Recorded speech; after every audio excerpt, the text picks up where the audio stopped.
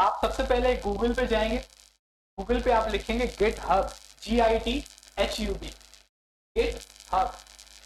Git hub पे आप आएंगे तो आपके पास कुछ ऐसी स्क्रीन दिखेगी, सही है। अभी ये क्या चीज है, क्यों है, इसके बारे में अभी थोड़ा सा हम देखते हैं। किसी को पता है गिट हब कितने कितने में बिका था? न्यूज पढ़ी थी, ये आई थिंक 2 साल पहले बिका है। इतना मुझे याद है, शायद $35 बिलियन के करीब करीब था। तो ये जो सिर्फ वेबसाइट है, इस पर कुछ भी नहीं है, सिर्फ वेबसाइट है। ये कितने में बिकी है? $35 बिलियन। ये माइक्रोसॉफ्ट ने खरीदी थी, 2 पार्टनर्स थे, को फाउंडर्स थे, उन्होंने बेची। सही है, तो $35 बिलियन में बिकी है। और खरीदी किसने? भाई इसको कंफर्म कर दीजिएगा, शायद मुझे याद नहीं है 35 था के, क्योंकि मेरे दिमाग में 2-3 वेबसाइट के वो मिक्सअप हुआ।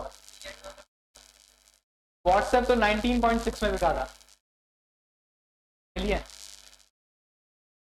$19.6 बिलियन। आई थिंक ये 35 के करीब था, आप इसको सर्च कर लीजिएगा। लेकिन खरीदा माइक्रोसॉफ्ट से था, इतना पक्का है। तो माइक्रोसॉफ्ट ने गिटहब खरीदा, अच्छा खासा $बिलियन में है, गारंटी है, तो अराउंड 35 है। और ये फिर इसमें ऐसा क्या है कि $35 बिलियन, यानी कि $1 बिलियन भी हो बहुत बड़ी बात है एक वेबसाइट के लिए। सही, इतनी महंगी चीज क्यों? आप इसका मुवाजना इससे करें कि दराज पूरे पाकिस्तान में मतलब एक ई कॉमर्स मार्केट है जो डोमिनेंट है, जो पूरे मुल्क में चलता है। इसका और कोई बड़ा कॉम्पिटिटर है ही नहीं, सही है। वो $1 बिलियन में बिका था। अब दराज की बहुत बड़ी प्रॉपर्टी है, उसके सर्विस सेंटर्स हैं, सही है, उनके ऑफिस हैं, वो रियल स्टेट प्रॉपर्टी है, वो सब मिलाकर भी वो पूरा सिस्टम कितने में बिका है? $1 बिलियन का। व्हाट्सएप 19.6 बिलियन का, और ये लगभग 35 बिलियन का। इसका मतलब है कि ये 35 दराज के बराबर की वैल्यू है। तो इसमें ऐसा क्या है, ये क्यों इतना जरूरी है? ठीक है, तो हम तरह इसको देखेंगे। अगर आपको पता हो कि अभी एक मसला आप सबको दरकार हो रहा है कि कोड शेयर करने वाला, आप कोई कोड बनाते हैं, लिखते हैं, अब आप बोलते हैं सर इसको हम कैसे अपलोड करें। अब आप में से कोई एक मेरे पास आया था कि वो बोल रहे थे कि गूगल पे उनका अपलोड नहीं हो रहा था आपका, तो गूगल कोड अपलोड करने के लिए है ही नहीं, सही है। ये गूगल आप जो जीमेल यूज कर रहे हैं या ड्राइव यूज कर रहे हैं, वो कोड सेव करने के लिए नहीं है। तो कोई ना कोई तरीका है जहां पे प्रोग्रामर अपना कोड शेयर करते हैं, एक प्रोफेशनली अपना जो प्रोग्रामर थे वो शेयर करते हैं। शायद मैंने आपको बताया था कि मेरा क्लास फेलो था सिलानी का इंतजाम, वो चैटबॉट डेवलपर था, उसको गिटहब और स्टेक ओवरफ्लो के रैंक से बेसिकली उसको इनवाइट किया गया था, क्योंकि गिटहब एक रिपोर्ट बनाता है कि किस यूजर ने किस टेक्नोलॉजी पे सबसे ज्यादा काम किया। क्यों? क्योंकि आपका सारा कोड किसके पास है? गिटहब के पास। तो गिटहब ये देख लेता है कि आप किस टेक्नोलॉजी पे ज्यादा काम कर रहे हैं, आप पाइथन पे ज्यादा काम कर रहे हैं, आप जावास्क्रिप्ट पे ज्यादा काम कर रहे हैं, आप किस चीज पे ज्यादा काम कर रहे हैं, आपकी रिपोजिटरीज कितने लोग देख रहे हैं। रिपोजिटरी बेसिकली आपके कोड को कहते हैं, जैसे कंप्यूटर में फोल्डर होता है ना, गिटहब पे उसको क्या कहते हैं?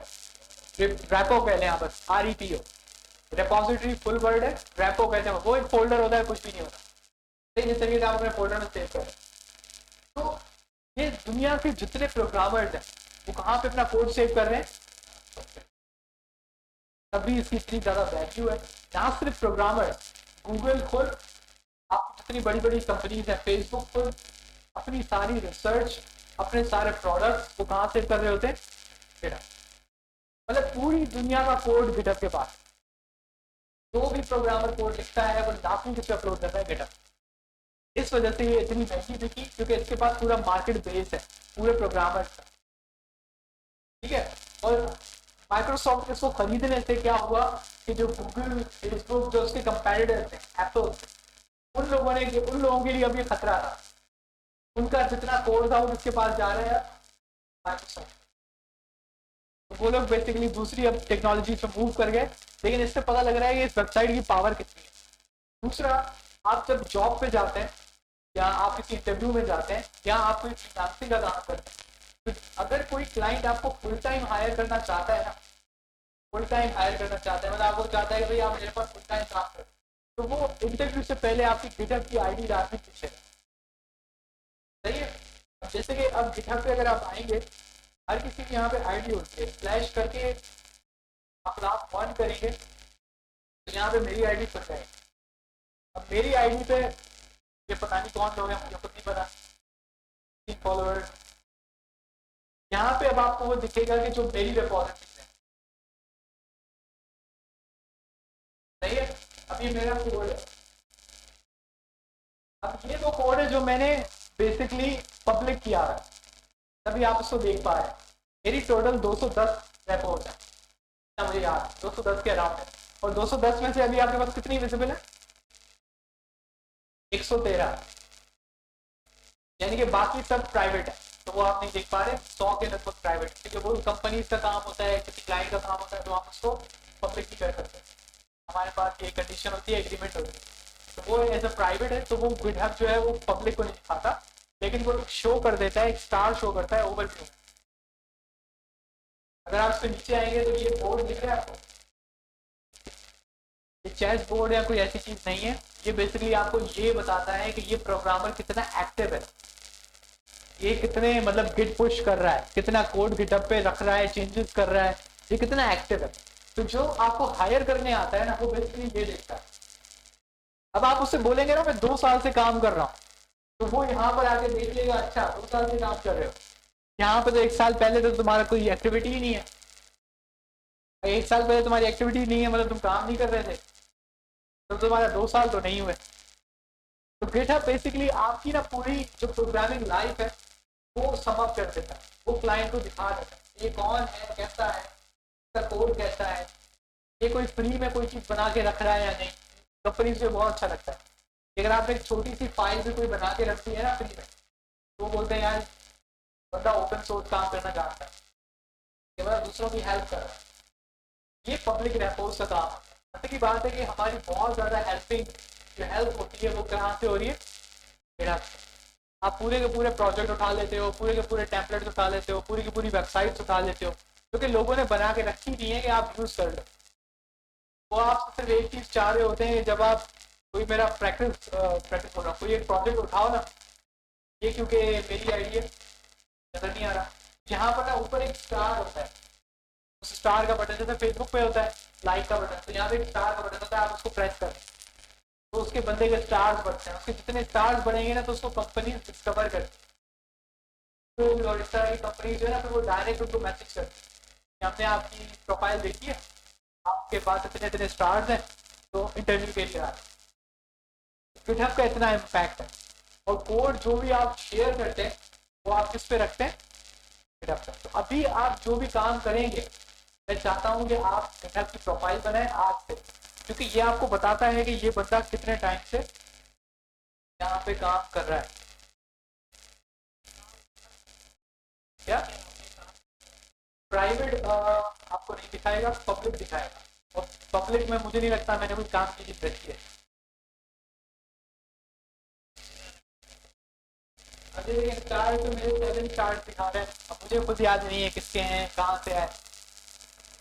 सही है जी। अब ये आई थिंक ये जूम देने बहुत ज़्यादा,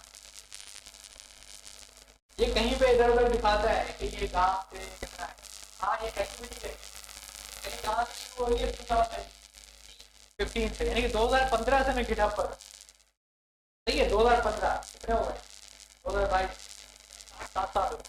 तो ये इतना जितना आपको टाइम लगता है ना, तो कंपनी वाला आपको देखता है कि यार ये इतने टाइम से काम कर रहा है, उसका इम्पैक्ट अलग आ रहा है।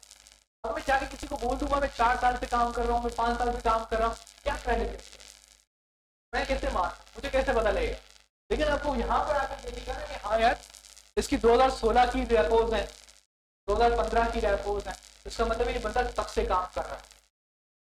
ठीक है, तो इसलिए मैं चाहता हूँ कि आप जल्द से जल्द आप गिटहब बना लें, ताकि जैसे जैसे टाइम पास हो रहा है उसके साथ साथ आप उसमें जो भी अब असाइनमेंट बनाए वो गिटहब पे भी लाजमी रखते हैं, और ओपन रखें, पब्लिक रखें, ताकि आपकी जो प्रोफाइल है वो थोड़ा बहुत इंगेजमेंट कैच करे।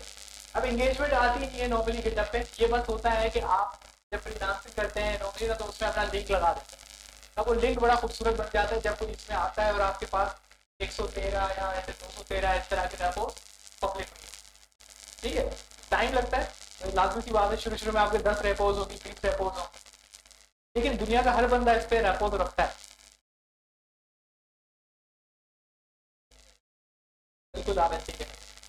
आप लैंडिंग पेज बनाएं, सही है, उसमें थोड़ा बहुत चेंजेस करें, बूटस्ट्रैप से थोड़ा अच्छा बनाएं, उसको आप रखते हैं, उसकी डिस्क्रिप्शन दें कि ये क्या चीज़ है, आप उसमें लिखें कि दिस इज फ्री यूज और ये सब, तो ये आप कर दें और उसको रखते हैं।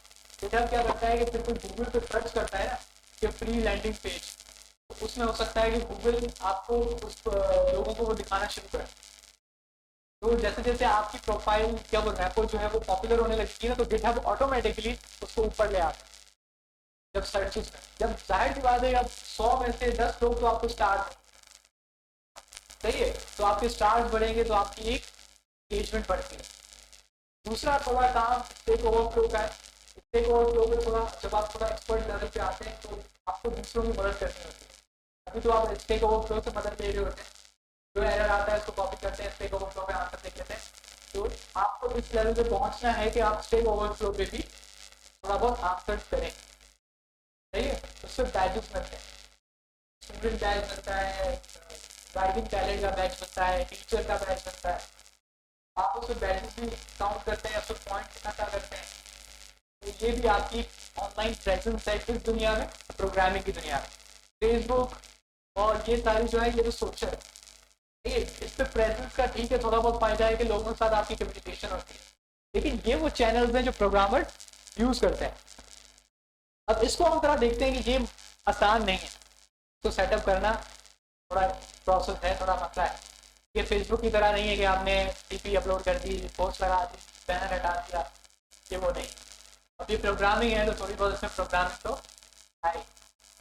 अब जिन बच्चों ने गिटहब यूज किया हुआ है उनको ये बात पता होगी कि गिटहब इस्तेमाल करने के लिए आपको एक और सॉफ्टवेयर की जरूरत पड़ती है, तो हम कहते हैं, क्या कहते हैं इसको, अब गिट एक ऐसा सॉफ्टवेयर है जो आपके कंप्यूटर पे इंस्टॉल होता है। गिटहब एक वेबसाइट है, सही है, गिटहब एक वेबसाइट है जो किससे कनेक्ट होती है, गिट से। गिट एक ओपन सोर्स सॉफ्टवेयर है, ये लाइनस टोर्वाल्ड्स ने बनाया था। लाइनस जो है वो बेसिकली लिनक्स का वो है, क्रिएटर है। लिनक्स सिस्टम आप सब सुनते हैं, तो लिनक्स ऑपरेटिंग सिस्टम जिस बंदे ने बनाया था वो लाइनस है। और लाइनस ऐसा बनता है कि उसने बेहतरीन बेहतरीन प्रोडक्ट्स बनाए अपनी जिंदगी में और वो फ्री कर देता है, सही है। अब लिनक्स ऑपरेटिंग सिस्टम दुनिया के हर सर्वर में यूज होता है। आपका जितना सर्वर है, जितने गूगल के डेटा सेंटर्स हैं, जितने फेसबुक के डेटा सेंटर्स हैं, वो सर्वर क्या इस्तेमाल कर रहे हैं, लिनक्स। आपको जो थोड़ा ऊपर लेवल का वो प्रोग्रामर मिलेगा उसके पीसी पे आपको क्या मिलेगा, लिनक्स। वो नॉर्मली विंडोज यूज नहीं करते। काली लिनक्स और लिनक्स ये डिस्ट्रॉज कहलाती है, डिस्ट्रीब्यूशन।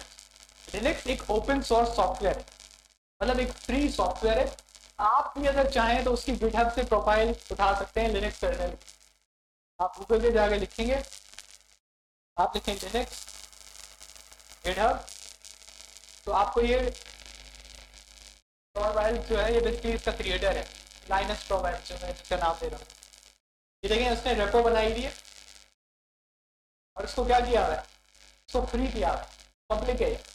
आप इस पूरे के पूरे लिनक्स ऑपरेटिंग सिस्टम का कोड अपने कंप्यूटर पे डाउनलोड कर सकते हैं। उसका कोड, ऑपरेटिंग सिस्टम नहीं, विंडोज का आपके पास सेटअप होता है ना, उसका कोड आपके पास नहीं होता, ये आपको पूरा का पूरा कोड दे रहा है। तो कंपनीज क्या करती है, कंपनीज इसका कोड उठाती है, ये बेसिकली मशीन लैंग्वेज और उसने सारा काम किया हुआ है, ड्राइवर्स ये वो जो मेजर काम नहीं है, वो low level programming language, high level programming language उसने सब किया हुआ है, कर्नल बनाया है। तो वो कहता है कि भाई तुम ये फ्री में उठाओ, तुम्हें अपनी ऑर्गेनाइजेशन के लिए एक स्पेशल ऑपरेटिंग सिस्टम बनाना है, तो मेरे ऑपरेटिंग सिस्टम की लेयर लगाओ, उसके ऊपर अपना ऑपरेटिंग सिस्टम बना लो, मैं कुछ नहीं कहूँ, सही है।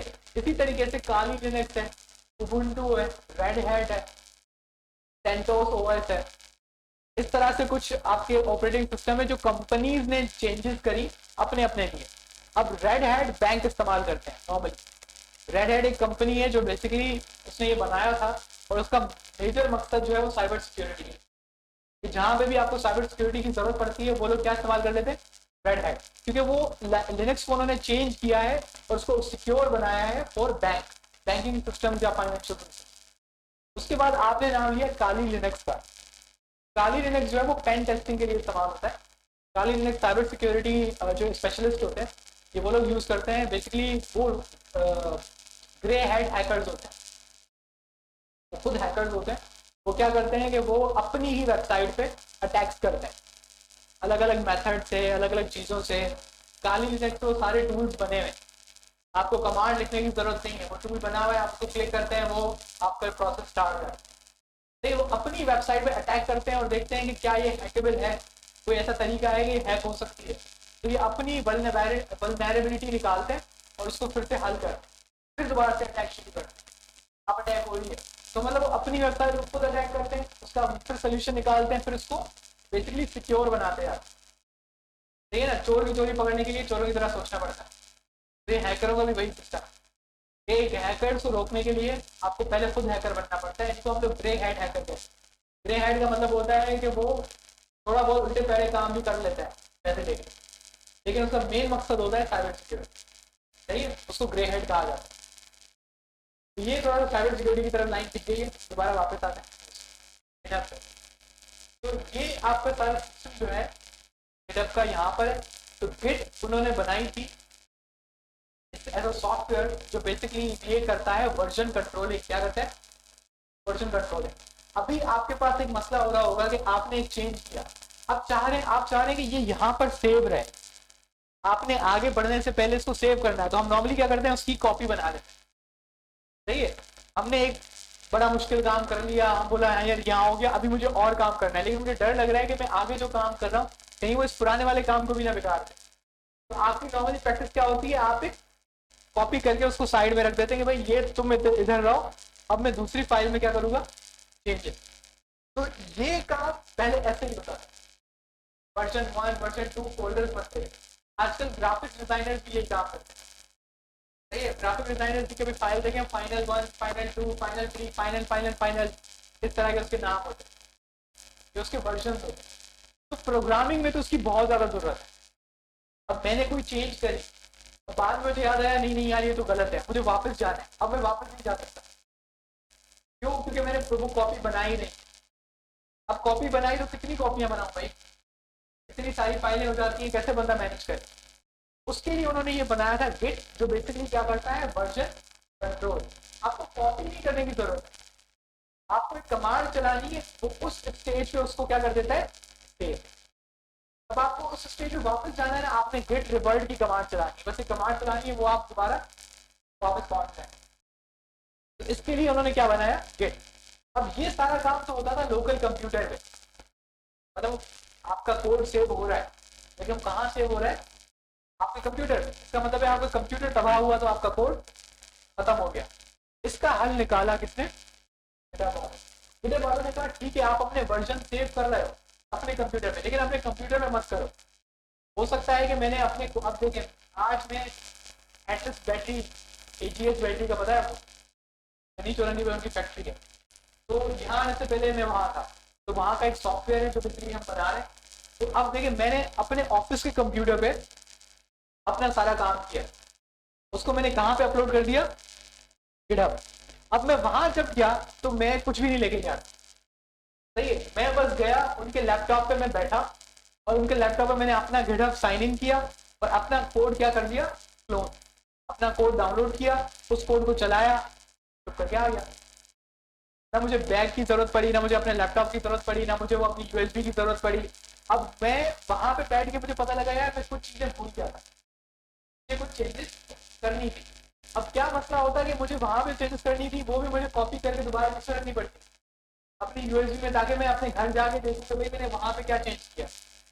तो वहां से कोई मसला नहीं था, मैंने 2 कमांड चलाई, वो मेरे किससे सेव हो गया दोबारा, गिटहब। अब जब मैं अपने ऑफिस जाऊंगा तो मुझे वही वाला कोड मिलेगा जो मैंने वहां पे चेंज किया था।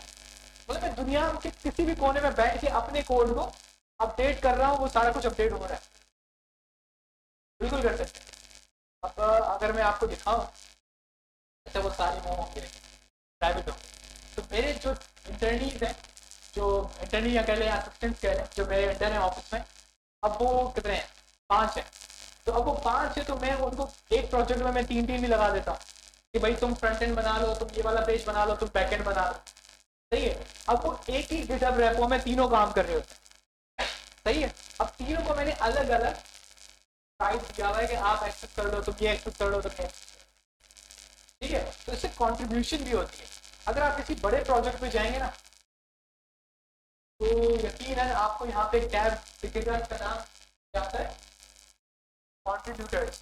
और यहाँ पे कितने कॉन्ट्रीब्यूटर्स दिखा रहे हैं, 5000 प्लस।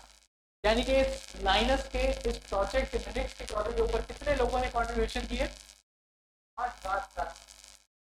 सही है। और ये टॉप नॉच के प्रोग्रामर्स हैं, और ये काम फ्री में करते हैं, क्योंकि ये ओपन सोर्स प्रोजेक्ट है। ओपन सोर्स प्रोजेक्ट में फ्री में काम होता है, और उस पर काम करने के लिए आपको प्रूव करना पड़ता है कि मैं इतना काबिल हूँ कि मैं इसमें काम कर सकता हूँ। अब आप पूछ रहे होंगे कौन इतना पागल है कि जो मुफ्त का काम करने के लिए खुद को प्रूव कर रहा है। वजह ये है कि ये जो 5000 प्रोग्रामर्स है ना, समझिए दुनिया के टॉप नॉच प्रोग्रामर, इन्होंने लिनक्स सिस्टम्स में कॉन्ट्रीब्यूशन किया है।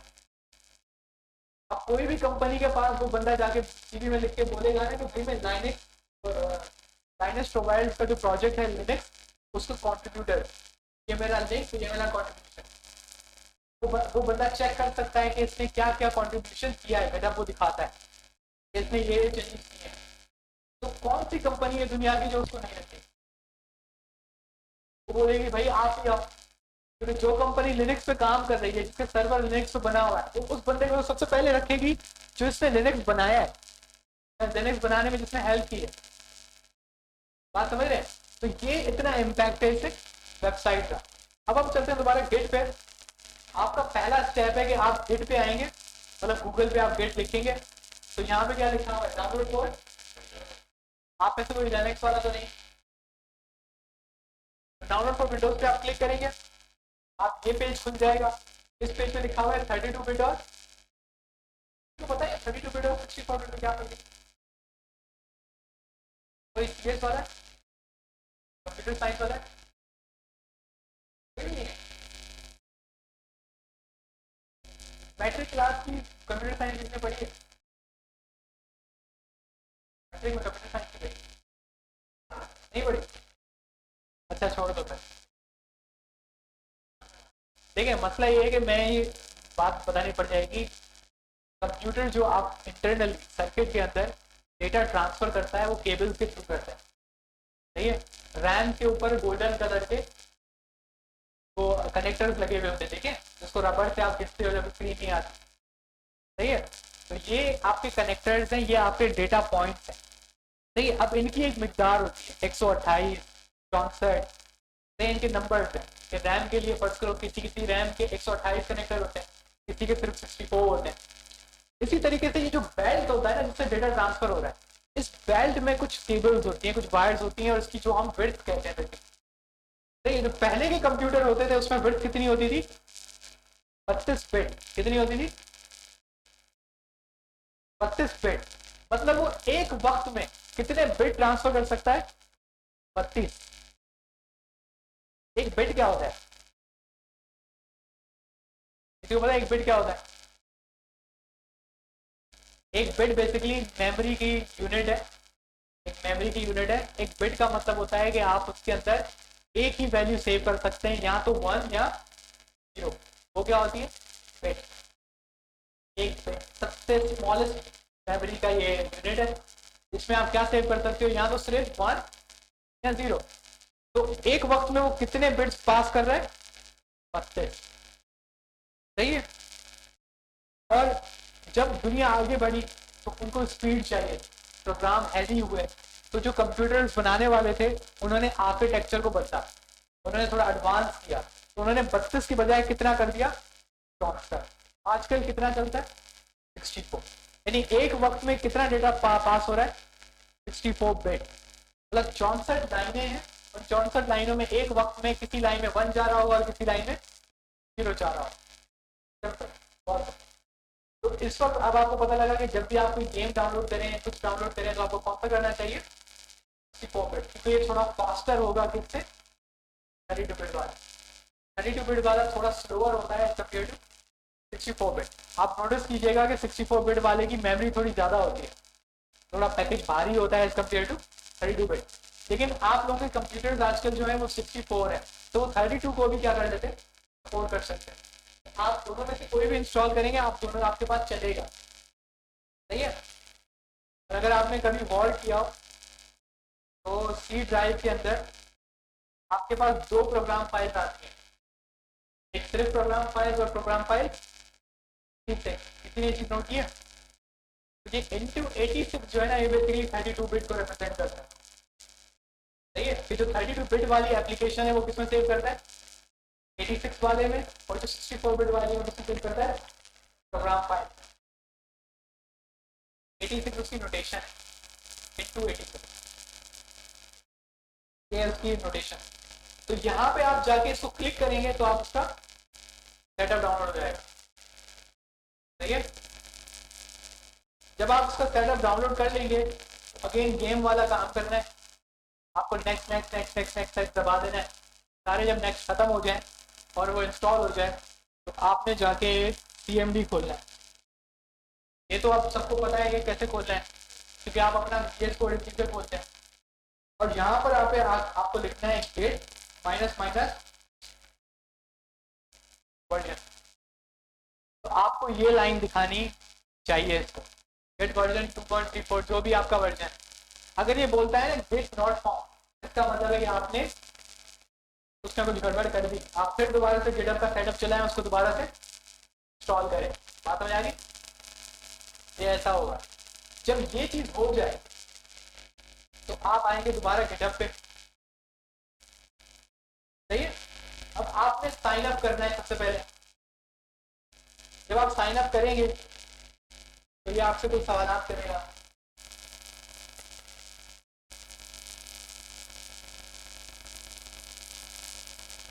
कह रहा है कि welcome to GitHub, let's begin the adventure. सबसे पहले क्या मांग रहे हैं, इंटर योर, सही है, एंटर योर ईमेल, फिर उसके बाद पासवर्ड। सेम प्रोसेस है जिस तरीके से आप फेसबुक पे अकाउंट बना रहे हैं। वेबसाइट है, उसका आपने सिंपल अकाउंट बनाना है। जब आपका अकाउंट बन जाएगा तो आपके पास बेसिकली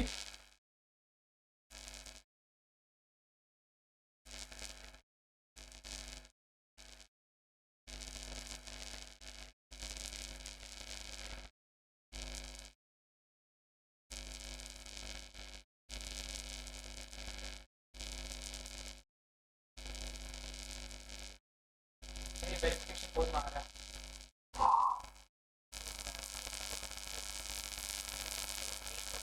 किसी के पास सेटअप बना हुआ है, आप अपना जरा बताइएगा ईमेल पर। आगे आ जाए।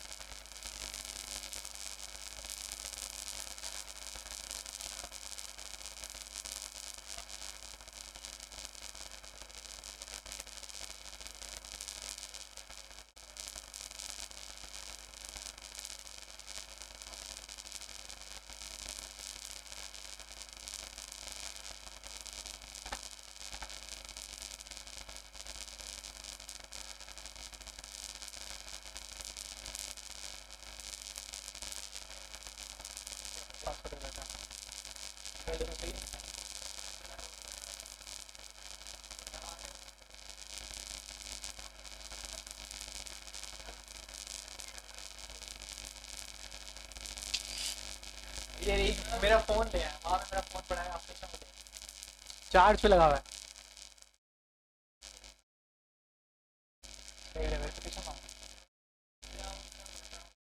नहीं फॉरगेटिंग है, मैं इसको मंगा दूंगा।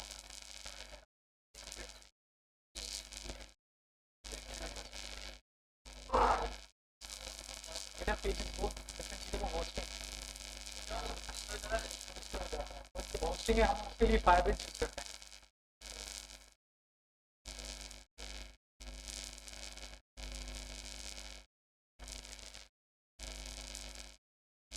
यहाँ पर रखना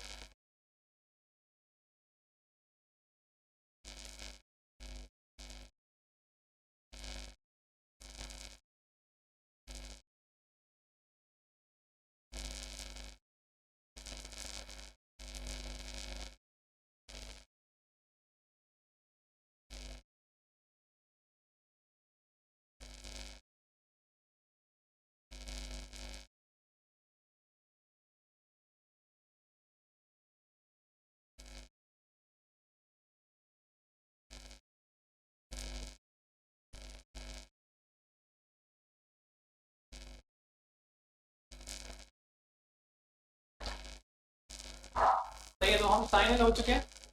यहाँ पे थोड़े दस्तावेजा हैं। जब आप साइन इन होते हैं तो आपको ये वाली स्क्रीन दिखती है। साइड में आपके पास आपका यूजर नेम दिख रहा होगा, ये आपकी मेन स्क्रीन है। इस पे नॉर्मली आपके पास स्टेटस आ रहा होता है कि जो आप रिपोजिटरीज में कनेक्टेड है, या आप कंट्रीब्यूटर हैं या वो आपकी हैं। तो अगर इसमें कोई और कोई चेंजेस कर रहा है तो वो सारे आपको यहाँ पे दिखता है। अब जैसे कि ये एक तैमूर लड़का है, इसने कोई चेंज किया है, सही है। उसके बाद ये कोमल निदा है, इसने कोई चेंज किया है। ये हुसैन है। तो ये सारे जो चेंजेस हैं, आप मुझे पता लग रहा है यार इन्होंने कुछ ना कुछ बदला है, ये मुझे इस तरीके से पता लगता है। ठीक है, ये सारी लिस्ट है। अब आपके लिए स्टार्ट क्या होगा, ये तो मेरे पास आ रहा है, ये सारा मेरी रिपोजिटरी। आप देखिए यहाँ पे आपको देखिए पता लगेगा और रिपोजिटरी। जब आप इस पर क्लिक करते हैं तो आपको वो आपकी सारी रिपोजिटरी दिखाता है। अब क्योंकि मैं साइन दे दूँ तो अब मुझे अपनी प्राइवेट रिपोजिटरी दिखाएगा। अब कितनी दिखा रहा है, 105। अब ये टोटल दिखा रहा है, वो भी जो प्राइवेट है और वो भी जो, अब ये कौन सी है, प्राइवेट। आईसी का बैकएंड है, जाहिर सी बात है मैं इसको पब्लिक तो कर नहीं सकता। ठीक है, तो ये सारे आपके पास हाँ ये भी बड़ा बेहतरीन है, हल्का। सही है, तो ये कुछ बैकएंड है। हम जाहिर सी बात है बड़ी कंपनीज है, अगर ये मैंने पब्लिक कर दिया और उनको पता लगा तो हो सकता है हम पे केस हो जाए। सही है, तो हम लोग हो सकता है 2-3 दिन जो है जेल में गुजारे। तो हो सकता है कि भाई मसले मसाइल आप उससे बहुत ख्याल रखें। एक दफ़ा मैंने गलती की है कि मैं फ्रीलांसिंग करता था, तो मैंने एक बंदे गाना अपलोड कर दिया गिटहब पे कोड। अब मैं ये लगाना भूल गया कि वो पब्लिक था कि प्राइवेट, वो गलती से बाय डिफॉल्ट पब्लिक चला गया। अब वो जैसे ही पब्लिक गया ना, तो उस बंदे के पास उसने खुद अपने पास उसने एज अ प्राइवेट वो अपनी रेपो अपलोड की थी। तो गिटहब ने उसको नोटिफिकेशन दे दिया कि ये जो आपकी पब्लिक रेपो है इसकी डिटो सेम एक और रिपोजिटरी किसी ने पब्लिक में अपलोड कर दी है। तो वो भी कहते हैं कि वो मैंने पूरी सेम नहीं की थी, उसकी 2-3 फाइलें सिर्फ सेम थी। फिर भी गिटहब ने उसको जाके नोटिफिकेशन दी। उसने मेरे पास अपवर्क में मुझे मैसेज किया कि ये तुमने क्या किया। उसने मुझे स्क्रीनशॉट भेजा गिटहब वालों का, ये देखो गिटहब ने मुझे मैसेज किया कि मेरी ये 3 फाइलें जो हैं तुमने अपलोड की हैं किसी पब्लिक रेपो। उसने वो रेपो का मुझे वो लिंक भी भेजा, मेरी रेपो का, वो पब्लिक थी, उसको दिख रही थी। तो उसने बोला था ये बहुत अनप्रोफेशनल है, तुम ये ऐसी मिस्टेक कैसे कर सकते हो, तुमने मेरा कोड सारी दुनिया को दे दिया, मैंने पे किया है। ठीक है, तो मैं तो कहा कि ये मुझे ना ब्लॉक करेगा, ये कुछ गड़बड़ करेगा आपको के साथ। लेकिन वो बंदा अच्छा था, उसने बोला कि मैंने उसको बोला कि मुझसे बाय मिस्टेक हुआ है, मैंने नोट नहीं किया कि वो मैंने गलती से प्राइवेट जगह पब्लिक कर। उसने बोला ठीक है इसको डिलीट करो फौरी तौर पर, तो मामला हैंड करो।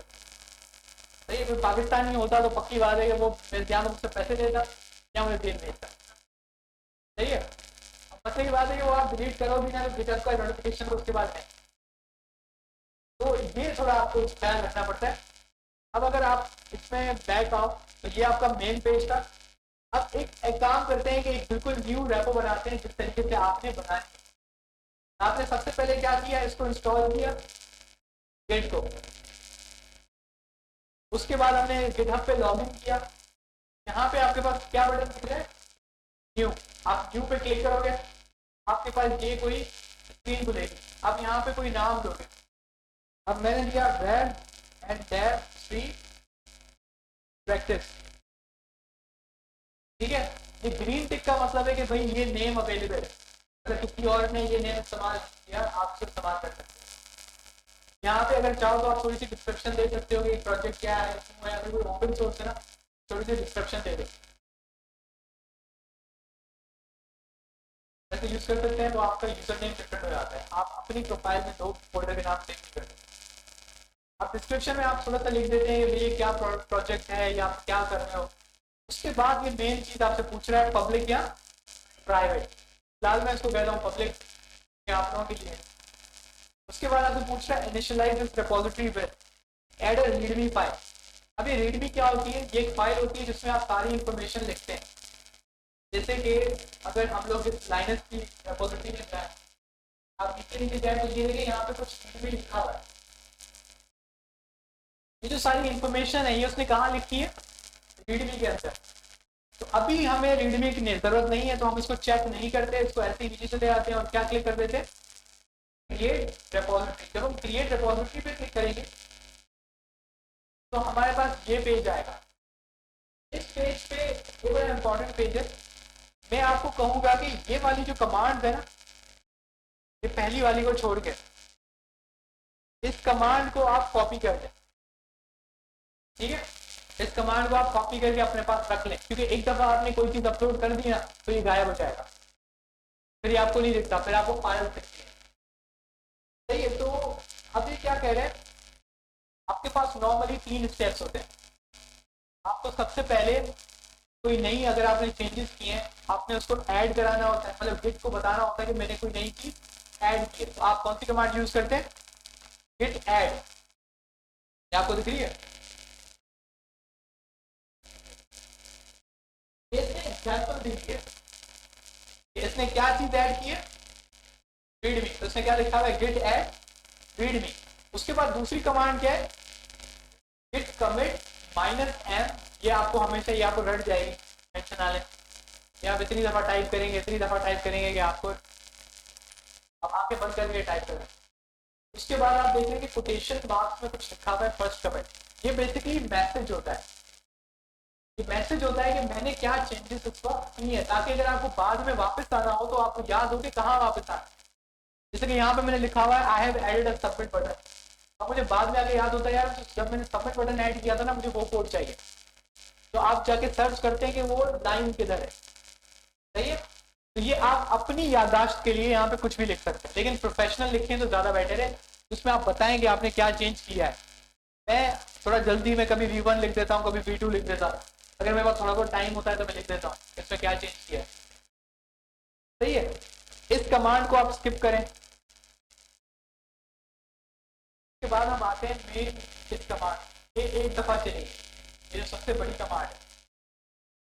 ये क्या चीज है, गिट रिमूव ऐड। अब देखिए मैंने आपको कहा कि गिट जो आपने इंस्टॉल किया वो सॉफ्टवेयर कहाँ है, आपके कंप्यूटर पे। और गिटहब क्या है, एक वेबसाइट है। क्या दोनों में अभी तक कोई कनेक्शन बना है? आपके कंप्यूटर वाले सॉफ्टवेयर को कैसे पता लगेगा कि मुझे ये सारी फाइलें कहाँ अपलोड कर, लॉजिक समझ आ रही है?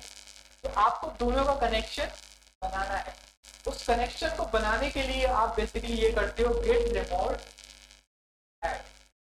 तो पूरी बेसिकली आप लाइन कॉपी करते हो और चला देते हो। अभी हम थोड़ी देर में यही काम करेंगे, लेकिन अभी गिटहब ने कुछ 2-3 महीने पहले एक काम किया है जो कि बिल्कुल मुझे पता नहीं दे रहा।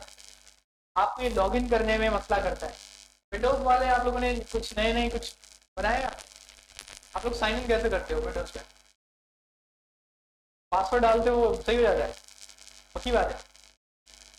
अच्छा लिनक्स पे उसने मना कर दिया है, लिनक्स पे टोकन होता है। अभी हम चेक कर लेते हैं, ये मैं अभी बात कर रहा हूँ, ये आपको थोड़ी देर में समझ आ जाएगी, टेंशन आ। अब आपने क्या करना है कि यहाँ पे थोड़ा सा कंफ्यूजिंग है, इसको हम हल्का सा रिपीट कर लेंगे, टेंशन आ। हम आपको फोल्डर में जाते हैं, ड्राइव में। अब ये जो आपका वेब डेव का फोल्डर है, मैं कहता हूँ ये सारी फाइलें हमें अपलोड करें। सही है। तो मैं इस जगह पे क्या खोलूंगा, इसमें पहली कमांड में चलाऊंगा गिट इनिट। पहली कमांड क्या है, गिट इनिट, यानी कि मैं गिट को स्टार्ट कर रहा हूं। मैंने गिट इनिट किया, मेरे पास मैसेज क्या आ गया, इनिशियलाइज एम्प्टी गिट रिपॉजिटरी।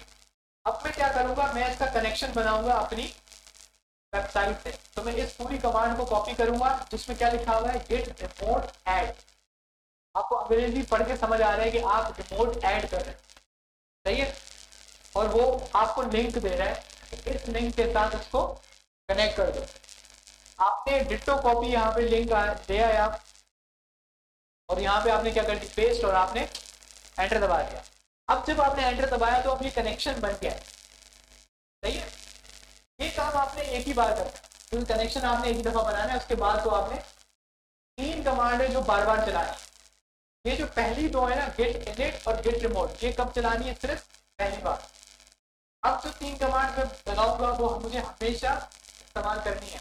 पहली कमांड कौन सी है उनमें से, गिट ऐड डॉट। क्या है, गेट एड डॉट, आपने एंटर मारा, ये इसने कमांड चला दी। उसके बाद कौन सी है, git commit -m my first commit, मैंने ऐसे ही लिख दिया। फिर मैंने क्या कर दिया, एंटर। ये कौन सी कमांड थी, दूसरी, जो कि बार बार रिपीट होगी। अब तीसरी फाइनल कमांड क्या है, git push origin master, git push origin master. अब आप एंटर दबाएं,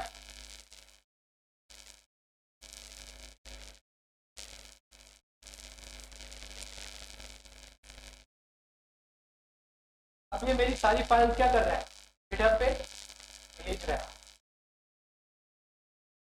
और ये मेरी सारी फाइल गिटहब पे चली गई।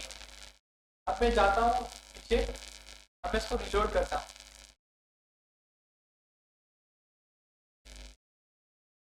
अब देखें सारी की सारी फाइल्स आपके पास अवेलेबल है।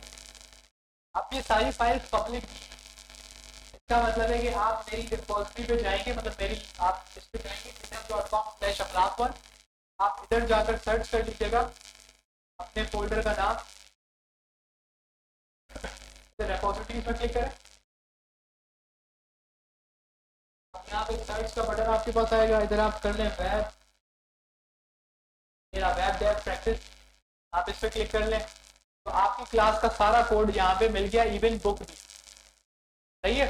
अब आपको ये डाउनलोड करनी है अपने पास, तो आप कैसे करेंगे, अब यहाँ पे आप क्लिक करेंगे और यहाँ पे क्या लिखा हुआ है, अब आपके पास दो ऑप्शन है, या तो आप डाउनलोड एज जिप कर लें, ये आखिरी ऑप्शन दिख रहा है, ये क्या कर लेता है, वो मैंने शुरू में बताया ना, कंप्रेस वाली फाइल बना लेता है, आप उसको फिर वो एक्सट्रैक्ट कर लें, आपके पास सारी फाइलें मिल जाएंगी।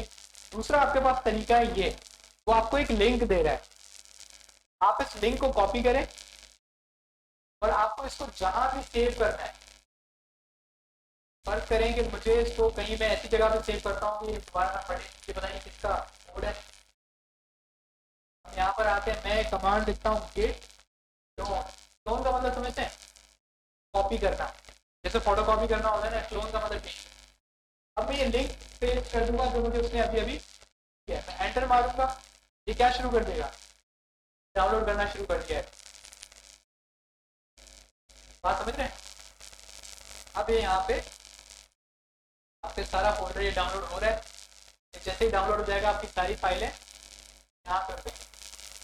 तो हम इसको जरा दोबारा से रिपीट करते हैं, कैसे, एक तो आपके पास वीडियो में सेव हो गया है, दूसरा कि अभी फर्ज करें कि मैं यहाँ पे आता हूँ, इस वाले फोल्डर में नहीं,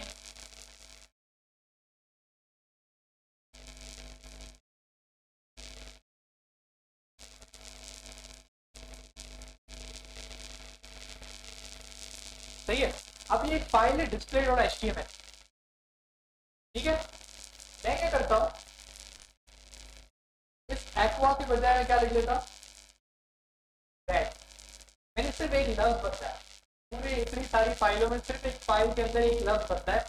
अब मैं वापस आता हूँ अपने कमांड प्रॉम्प्ट पे, यहाँ पे मैं इसको क्लियर करता हूँ।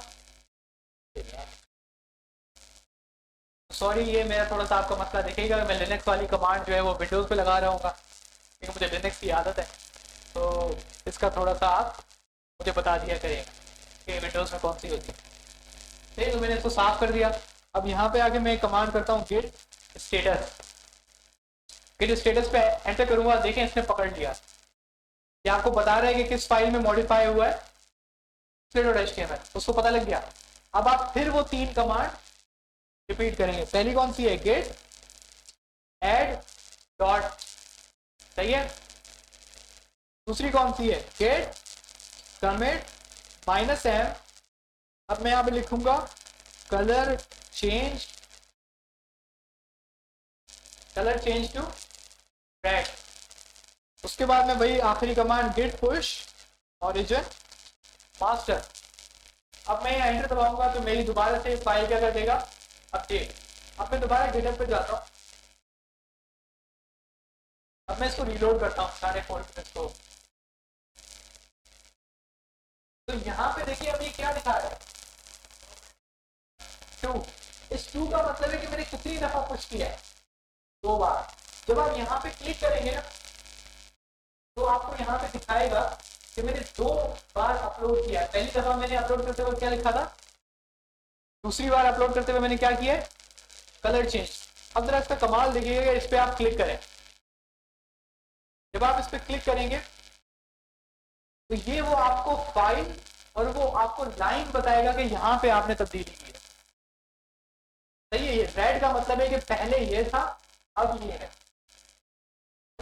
आप समझ रहे हैं कितना पावरफुल है। अब आप बेसिकली फर्ज करेंगे आप 2 दोस्त आपस में काम कर रहे हैं, आपके एक दोस्त ने कोई चेंज किया, कोई पुश किया, आपका पूरा कोड फट गया। अब आप उसको बोल रहे हो भाई तूने क्या किया, वो बोलेगा मुझे नहीं पता, क्योंकि नॉर्मली दोस्त बोलते हैं कोई भी काम खराब करने के बाद, सही है, वो बोलेगा मुझे नहीं पता। तो आप क्या करोगे, आप गिटहब पे जाओगे, उसके चेंजेस चेक करोगे, आप देखोगे कि उसने क्या क्या चीजें बदली हैं। अभी तो मैंने सिर्फ एक फाइल बदली है, एक फाइल दिखा रहा है। अगर ये मल्टीपल फाइल में चेंजेस होते हैं ना तो आप स्क्रॉल करते हुए जाते सारी फाइलें दिखा रहे, इस फाइल में ये तब्दीली हुई, इस फाइल में ये तब्दीली हुई, ये सारा रिकॉर्ड रखता है और ये रिकॉर्ड हमेशा के लिए रखता है। अब आप 2015 की मेरी कोई रेपो उठा के देखेंगे ना, उसमें भी वो आपको दिखा रहा होगा कि इसने ये चेंज किया, फला तारीख को इसने फला चीज ये बदली थी। बात समझ गए।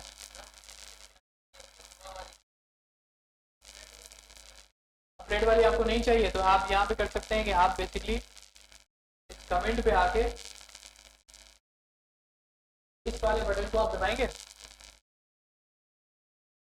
तो अब ये जो कोड है ना ये उस वक्त का है जब उसमें रेड थी। जब आप CSS में जाएंगे, आप डिस्प्ले और HTML में जाएंगे तो वो आपको बैकग्राउंड कलर aqua, आपको पूरी ये प्रोजेक्ट फाइल तब की दिखा रहा है जब चेंजेस से पहले ये सारी फाइलें। आप यहाँ पे डायरेक्टली इसको यहाँ से डाउनलोड कर सकते हैं, सही है। तो GitHub ये इतना पावरफुल है, आपको चेंजेस ये हो रही हैं।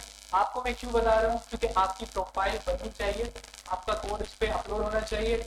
और ये जो ग्रीन डॉट्स है ना, मैं चाहता हूँ कि आप ये बढ़े। ग्रीन डॉट देख रहे हैं, ये बहुत मेहनत है, ये सिर्फ ग्रीन डॉट्स नहीं है, इसके पीछे बहुत बड़ी मेहनत है। एक एक ग्रीन डॉट जो है ना वो मेहनत दिखा रहा है, और जो ग्रीन डॉट जितना डार्कर है इसका मतलब है कि उससे में सबसे ज्यादा पावर हुआ है, ठीक है। यहाँ पे कितनी कॉन्ट्रीब्यूशन दिखा रहे हैं, 24। इसका मतलब है कि कोई काम था जो नहीं हो रहा था, मैं बार बार चेंज कर रहा था, बार बार पुश कर रहा था, बार बार चेंज कर रहा था, बार बार, यानी कितनी दफा मैंने चेंजेस की, 24। सही है। इसी तरीके से अब ये थोड़ा लाइटर है तो 1 कॉन्ट्रीब्यूशन है। इस तरीके से डिफरेंट डिफरेंट चीजें हैं। तो आप बेसिकली इस तरीके से रिकॉर्ड रखते हो, आपके पास पूरी प्रोफाइल बनती है। बिल्कुल अपलोड करते हैं आप जो भी असाइनमेंट बना रहे हैं, कुछ भी पर, ये बेसिकली आपका पोर्टफोलियो है। हाँ, ये आप बेसिकली आपकी फाइल में आप सिर्फ फाइल, आप फाइल को अब फिर से कुछ चेंज करना चाहते हैं, आप ऐसे आप कमेंट कर दें, कोड सिखाएं, सही है। और नॉर्मली जो कंपनीज होती है वो सिर्फ कोड देखती है, वो उनका होता है कि इसकी लॉजिक क्या है, ये सोचता कैसे है। जैसे कि मैं आपके काम में सबसे ज्यादा क्या देख रहा था, मैं आपकी लॉजिक देख रहा था। पहले मैंने जैसे कि एक का देखा कि उसने सारी एक एक पे क्लास लगाई थी, अब ये उसकी लॉजिक है, वो चल रहा है लेकिन वो उसकी लॉजिक है। अब किसी और ने कुछ लॉजिक लगाई होगी, किसी का कोड क्लीन होगा, किसी का कोड क्लीन नहीं होगा, तो ये डिफरेंस है। बात समझ आ रही है। याद है मैंने आप लोगों को VS कोड पे काम कराया था, तो खत्म करते हैं थोड़ी देर। तो आपको मैंने VS कोड में काम कराया था, और VS कोड के भी कुछ अपने अपने फवायद है। एक बार आपने वो कनेक्शन बना लिया, सही है, एक दफा आपने वो कनेक्शन बना लिया और पहली दफा आपने गेट पुश कर दिया, उसके बाद आपको ये कमांड लिखने की जरूरत नहीं है। फिर आप क्या कर सकते हैं, फर्ज करें मैं इस रेड को दोबारा क्या कर देता हूँ, ग्रीन। जब आप इसको ग्रीन करेंगे ना तो अब आपने जब कनेक्शन बना लिया है तो आप साइड में देखेंगे तो यहाँ पे क्या लिखा रहा है, 1, सही है। अब आप इस पर क्लिक करेंगे तो ये आपको बता रहा है GitHub कि आपने किस फाइल में चेंज किया है, .html। अब आप उसको क्लिक करेंगे तो ये VS कोड आपको दिखाएगा कि आपने क्या चेंज किया, सही है। अब आप बोलेंगे कि हाँ मैंने कंफर्म कर लिया, मुझे ये वाकई अपलोड करना है, तो आप इस प्लस को क्लिक करते हैं, सही है। आपने प्लस को क्लिक किया, ये कौन सी कमांड चली? git add, याद है? ये पहली कमांड चली। उसके बाद यहाँ पे आपको मैसेज मांग रहा है चेंज टू ग्रीन, और मैंने क्या क्लिक कर दिया? कमिट। ये कौन सी कमांड चली? दूसरी, गेट कमिट -f। उसके बाद मैंने नीचे नीचे जाकर ये आइकन बना हुआ है क्लाउड का, ये कभी क्लाउड बना हुआ आता है और कभी सर्कल्स बने हुए आते हैं। अब आप जहाँ पे इस पे क्लिक करेंगे तो ये सर्कल घूम रहा है। अब इस सर्कल जैसे ही रुकेगा तो कौन सी कमांड चल गई? तीसरी, git push origin master। अब आप दोबारा वापस आएंगे, मैं इस रेपो पे आता हूँ, इस रेपो में मैंने दोबारा से रिलोड किया, वाली कौन सी है? तो यहाँ पे अब क्या लिख के आ गया? अब ये तीसरा जो कमेंट था मैंने किसके थ्रू किया है?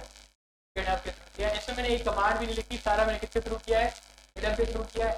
GitHub के थ्रू थोड़ा ज्यादा सेफ होता है, वो इसलिए सेफ होता है कि आप कमांड से ज्यादा देख तो नहीं पाते कि किस फाइल में क्या चेंज है, लेकिन GitHub आपको पुश करने से पहले दिखाता है। अभी आपने कोड भेजा नहीं है, आप उससे पहले कंफर्म कर सकते हो। मेरे कहने का मतलब क्या है कि फर्स्ट करके मैंने डिस्प्ले में इसको ब्लू कर दिया, सही है। मैं एक और फाइल में गया, पोजीशन, इसको रिलेटिव को मैंने हटा के क्या कर दिया? एब्सोल्यूट, सही है। मैंने थोड़ी देर के लिए इसको 2 कर दिया। अब मैं भूल गया मैंने कहाँ कहाँ पे कौन कौन से चेंजेस किए हैं। अब मैं अगर गिट ऐड करूंगा ना तो वो सारे चेंजेस भेज देगा। अब मैं फर्स्ट करो कोई चीज सिर्फ प्रैक्टिस कर रहा था और मैं उसको वापस ओरिजिनल कंडीशन में लाने में भूल गया, तो वो आपने जो सिर्फ प्रैक्टिस के लिए चीज करी थी वो कहाँ चला जाएगा?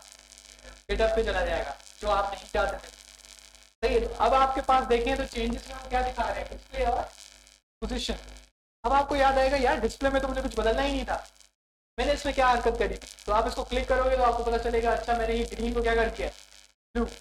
अब प्लस के बराबर में एक और ये बटन आ रहा है, इसके बटन रखेंगे तो नीचे क्या लिखा आ रहा है? Discard changes. आप इसको क्लिक करेंगे, ये आपसे पूछेगा कि भाई वाकई डिस्कार्ड करोगे? आप बोले डिस्कार्ड चेंजेस, तो इसने उसको दोबारा से अपनी ओरिजिनल पोजीशन पे वापस ले आया और ये यहाँ से गायब हो चुका है। अब आप इसको प्लस करके दोबारा से गिटहब पे भेज सकते हैं यहीं से, सही। तो गिटहब पे इसका कंट्रोल ज्यादा है। अब मैं इसको दोबारा से डिस्कार्ड कर दिया, तो डिस्कार्ड कर दिया, अब कोई चेंज अवेलेबल ही नहीं। देख रहे हैं, इस तरीके से आप अपने कोड को कंट्रोल करते हैं, आप अपने कोड को सेव करते हैं और आपके जितने भी प्रोफेशनल प्रोग्रामर्स हैं वो ये काम करते हैं। और जो अभी आपने चीज़ सीखी है आधे घंटे के अंदर, वो बेसिकली एक स्किल है। आप कोई जॉब की डिस्क्रिप्शन देखेंगे तो उसमें मेंशन होगा कि आपको गिट आना चाहिए, सही है। इसको गिट भी कहते हैं, इसको वर्जन कंट्रोलिंग भी कहते हैं, इसको गिटहब भी कहते हैं, इसको गिट बकेट भी कहते हैं। ये सारी स्किल्स अब आपको आ गई। बात समझ आ रही है?